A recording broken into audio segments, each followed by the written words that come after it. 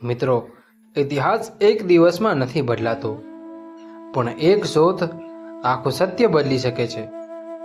ગયા ભાગમાં આપણે દ્વારકાના તળિયે મળેલા મહેલોના પાયા, સમુદ્રી દિવાલો અને અજાણી ધાતુઓના રહસ્ય ખોલ્યા. પરંતુ આજે આપણે જઈ રહ્યા છીએ સમુદ્રની તે ઊંડાઈમાં જ્યાં સમય પણ અટકી ગયો છે. આજે તમે જાણશો એ સત્ય જે હજારો વર્ષોથી માત્ર ગ્રંથોમાં લખાયેલું હતું. દ્વારિકા કેમ ડૂબી ગઈ, કોણે આપ્યો એ શ્રાપ, અને શું ભગવાન કૃષ્ણએ પોતે એ શહેરનો અંત નક્કી કર્યો હતો?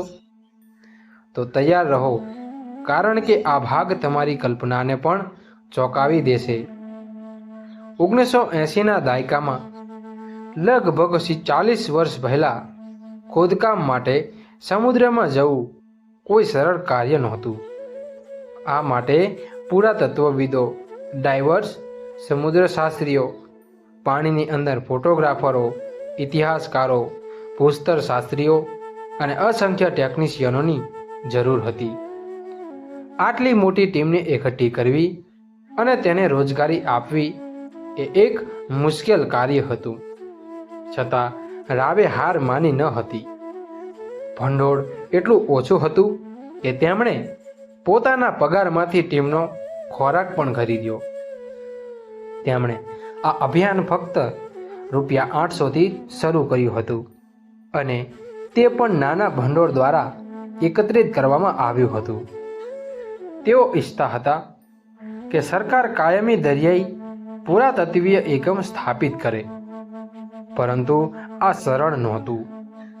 1983 અને 1992ની વચ્ચે રાવની ટીમે લગભગ 12 વખત ખોદકામ કર્યું. શોધ માટે દ્વારકા નદી અને આસપાસના વિસ્તારોની પસંદગી કરવામાં આવી હતી, અને ધીમે ધીમે પુરાવા બહાર આવવા લાગ્યા, જેણે માત્ર ભારતને જ નહીં પરંતુ સમગ્ર વિશ્વને ચોંકાવી દીધું. ડાઇવરોએ 560 મીટર લાંબી દિવાલ શોધી જે સમુદ્ર તળથી લગભગ 30 મીટર નીચી હતી. આ કુદરતી રચના નહોતી, તે માનવ સર્જિત શહેરની દિવાલ હતી. ત્યાંની રચના મહાભારતમાં મળેલા દ્વારકાના વર્ણન જેવી હતી. પછી 30થી વધુ પથ્થરના સ્તંભો મળી આવ્યા, જે કદાચ મહેલ અથવા ઇમારતનો ભાગ હતો. લંગર મળી આવ્યા, જે સૂચવે છે કે ત્યાં સફર કરતી હોડીઓ સફર કરતી હતી. કેટલાક 3 છિદ્ર લંગર પણ મળી આવ્યા હતા, જે તે સમયના અદ્યતન નેવિગેશનનું પ્રદર્શન કરે છે. સીલ, લોખંડ અને કાંસાની વસ્તુઓ અને માટીકામ પણ મળી આવ્યું હતું. કાર્બન ડેટિંગ અને થર્મલ લ્યુમિનેસન્સ ડેટિંગથી જાણવા મળ્યું કે આ વસ્તુઓ 1500 BCE અને 300 BCEની વચ્ચેની છે. વધુમાં એક વાસણ 9000 વર્ષ જૂનું મળી આવ્યું હતું, જેનાથી વૈજ્ઞાનિકો પણ આશ્ચર્યચકિત થઈ ગયા હતા. જો કે વિશ્વભરના ઘણા ઇતિહાસકારોએ આ સ્વીકારવાનો ઇનકાર કર્યો હતો. તેઓ તેને પૌરાણિક કથાઓનું પુનરાતથ્યતાન માનતા હતા, ફક્ત ધર્મનો પ્રચાર કરવાનો પ્રયાસ. પરંતુ ડૉક્ટર રાવનો જવાબ સ્પષ્ટ હતો: હું શાસ્ત્રનો ઐતિહાસિક દસ્તાવેજો માનું છું, ધાર્મિક પુસ્તકો નહીં. જો રોમ, એથેન્સ અને બેબીલોન જેવા શહેરોનું ખોદકામ કરી શકાય છે, તો દ્વારકા કેમ નહીં? 1990 સુધીમાં ટીમને 500થી વધુ કલાકૃતિઓ, પ્રાચીન બંદરની દિવાલો અને સુનિયોજિત શહેરના ચિહ્નો મળી આવ્યા હતા. હવે લગભગ નિશ્ચિત હતું, દ્વારકા કોઈ કાલ્પનિક કલ્પના નહોતી. તે એક વાસ્તવિક, સમૃદ્ધ અને સંગઠિત સભ્યતા હતી, જેને સમુદ્ર ઘડી ગયો હતો, પરંતુ ફક્ત સપાટી જ ખુલ્લી પડી. ખરું રહસ્ય સમુદ્રની નીચે ઊંડે છુપાયેલું હતું, અને અહીંથી આગળનું પ્રકરણ શરૂ થાય છે. 1990 સુધીમાં ડૉક્ટર એસ.આર. રાવ અને તેમની ટીમે સાબિત કરી દીધું હતું કે દ્વારકા માત્ર એક દંતકથા નહોતી, પરંતુ એક વાસ્તવિક ડૂબી ગયેલી સભ્યતા હતી. પરંતુ હવે વધુ નક્કર વૈજ્ઞાનિક પુરાવાઓની જરૂર હતી, જેથી વિશ્વ સ્વીકારી કે ભગવાન કૃષ્ણનું દ્વારકા વાસ્તવિક હતું અને ખરેખર સમુદ્રમાં ડૂબી ગયું હતું. આ પુરાવાએ સાબિત કર્યું કે દ્વારકા માત્ર એક દંતકથા નહોતી, પરંતુ એક વાસ્તવિક સારી વસ્તી ધરાવતું સ્થળ હતું. જો કે ભંડારના અભાવે તે સમયે સંશોધન બંધ કરવામાં આવ્યું હતું. પછી 2001માં આ દિશામાં એક મોટું પગલું ભરવામાં આવ્યું.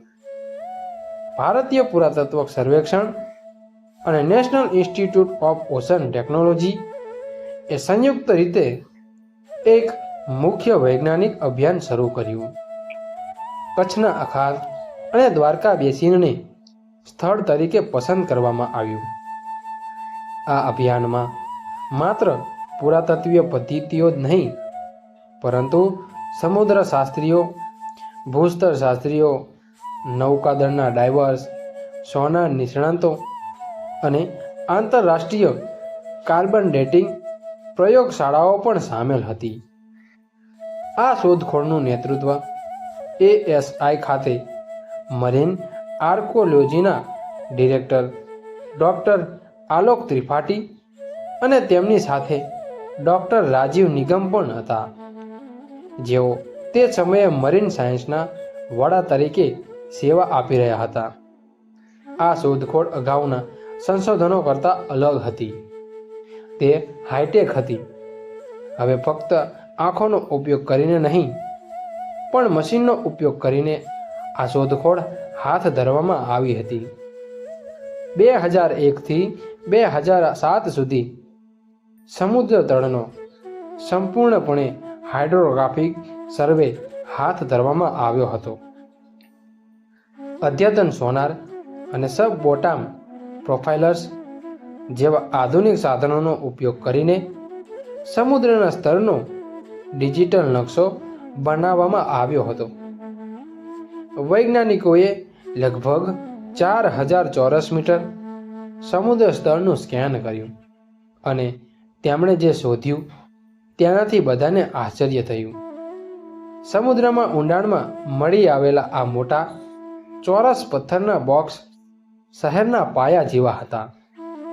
ચૂનાના પથ્થરના ટુકડા, કદાચ ભવ્ય ઇમારતના અવશેષો, તેમના પર કોતરેલા પ્રાચીન પ્રતીકો સાથેના ટેરાકોટા, સીલ અને જૂના લંગર જે પ્રાચીન બંદરના અસ્તિત્વનું સૂચન કરે છે.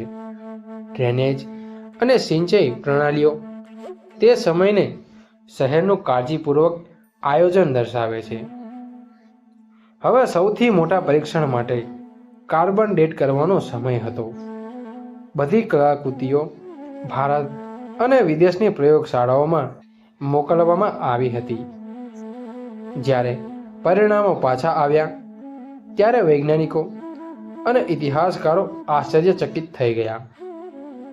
ઘણી વસ્તુઓ લગભગ 9000 વર્ષ જૂની હોવાનું જાણવા મળ્યું. એટલે કે તે હડપ્પા સંસ્કૃતિ પહેલાંની છે. કેટલાક ટુકડાઓ 5000 વર્ષ જેટલા જૂના મળી આવ્યા, જે મહાભારત અને દ્વાપર યુગના સમયગાળા સાથે મેળ ખાય છે. ડૉક્ટર રાજીવ નિગમે કહ્યું કે મહાભારતમાં જણાવાયું છે કે દ્વારકા સમુદ્રમાંથી મળેલી જમીન પર બનાવવામાં આવી હતી અને ભૂસ્તરશાસ્ત્રીઓના અહેવાલો પણ દર્શાવે છે કે સમુદ્ર પાછળથી તે જમીનને ગળી ગયો. સોનાર મેપિંગમાં એ પણ બહાર આવ્યું છે કે જેમ જેમ સમુદ્રનું સ્તર વધ્યું, મંદિરો અને ઘરો ધીમે ધીમે આગળ સરક્યા. આનો અર્થ એ છે કે તે અચાનક નહીં, પણ ધીમી અને ક્રમિક ડૂબકી હતી. ASIના ડિરેક્ટર AK સિંહાએ સમજાવ્યું, જમીન અને સમુદ્ર બંને પર મળી આવેલા અવશેષો કદ, ડિઝાઇન અને બંધારણમાં આશ્ચર્યજનક સમાનતાઓ ધરાવે છે. જે સાબિત કરે છે કે તે બધા જ એક જ સમય અને સંસ્કૃતિના છે. પછી 2007 આવ્યું, જ્યારે નૌકાદળ અને ASIએ સંયુક્ત રીતે તેમનું ત્રીજું સૌથી મોટું પાણીની અંદરનું ખોદકામ શરૂ કર્યું. પંચકોઈ બીચ નજીક શરૂ થયેલા ખોદકામમાં મંદિરની દિવાલો, મહેલોના ખંડેર અને લગભગ 2 નોટિકલ માઇલના ત્રિજ્યામાં ફેલાયેલી ડ્રેનેજ સિસ્ટમ મળી આવી. આ તે ક્ષણ હતી જ્યારે વિશ્વએ પહેલીવાર સ્વીકાર્યું કે દ્વારકા એક દંતકથા નથી, પરંતુ વાસ્તવિક છે. એક સંપૂર્ણ સભ્યતા જે સમુદ્રમાં ડૂબી ગઈ હતી. પરંતુ એક મુખ્ય પ્રશ્ન બાકી રહ્યો: દ્વારિકા કેમ ડૂબી ગઈ? આપણે ધાર્મિક દ્રષ્ટિકોણથી જવાબ શીખ્યા છીએ. હવે ચાલો વૈજ્ઞાનિક દ્રષ્ટિકોણનું અન્વેષણ કરીએ અને આજે દ્વારકા વિશે જાણીએ. તો જોડાયેલા રહો, કારણ કે અમે તમને જે કહેવા જઈ રહ્યા છીએ તે તમને આશ્ચર્યચકિત કરશે. 2007ની શોધોએ સાબિત કર્યું કે સમુદ્રની અંદર સામાન્ય વસ્તુઓ નહીં, પરંતુ એક આખું વસ્તીવાળું અને સમૃદ્ધ શહેર પડેલું છે. પરંતુ એક પ્રશ્ન હજુ પણ બાકી રહ્યો: આ શહેર કેવી રીતે ડૂબી ગયું? શું તે ખરેખર એક શ્રાપ હતો, જેમ શાસ્ત્રોમાં દાવો કરવામાં આવ્યો છે, કે પછી તેની પાછળ કોઈ કુદરતી કે વૈજ્ઞાનિક કારણ હતું?